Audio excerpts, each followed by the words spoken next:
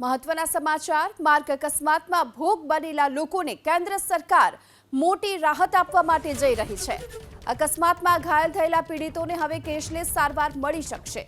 કેન્દ્રીય મંત્રી નીતિન ગડકરીએ મંગળવારે આ કેશલેસ યોજનાની જાહેરાત કરી। આ યોજના હેઠળ અકસ્માતનો ભોગ બનેલા લોકોને 7 દિવસની સારવારનો 1.5 લાખ સુધીનો ખર્ચ સરકાર ભોગવશે અને 24 કલાકની અંદર પોલીસને જાણ કરી દેવામાં આવશે તો સરકાર આ સારવારનો ખર્ચ ઉઠાવશે।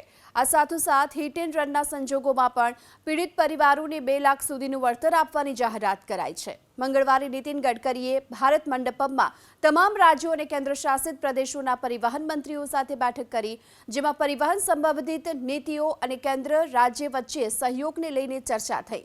2024માં દેશમાં માર્ગ અકસ્માતમાં 1.80 લાખ લોકોના મોત થઈ ચૂક્યા છે। આ સાથોસાથ હિટ એન્ડ રનના સંજોગોમાં પણ પીડિત પરિવારોને 2 લાખ સુધીનું વળતર આપવાની જાહેરાત કરાઈ છે। મંગળવારે નીતિન ગડકરીએ ભારત મંડપમમાં તમામ રાજ્યો અને કેન્દ્રશાસિત પ્રદેશોના પરિવહન મંત્રીઓ સાથે બેઠક કરી, જેમાં પરિવહન સંબંધિત નીતિઓ અને કેન્દ્ર રાજ્ય વચ્ચે સહયોગને લઈને ચર્ચા થઈ। 2024માં દેશમાં માર્ગ અકસ્માતમાં 1.80 લાખ લોકોના મોત થઈ ચૂક્યા છે।